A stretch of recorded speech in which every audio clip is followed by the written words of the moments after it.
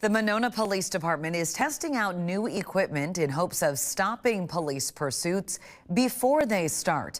It's a new tool called the grappler. Monona Police will be the first agency in the state to equip a squad vehicle with the device.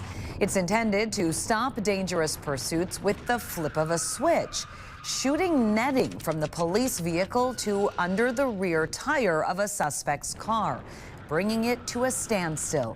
It aims to lower the risk of dangerous or even deadly high-speed pursuits. We've done the research and we've seen that the overwhelming majority of deployments have ended in safe, successful outcomes where there's minimal damage, a tire damage or a component in the car, but structurally the car remains intact, and that more importantly, the most precious commodity, the human beings involved, are all safe. More than 120 departments across more than 30 states have already implemented the grappler tool since 2018.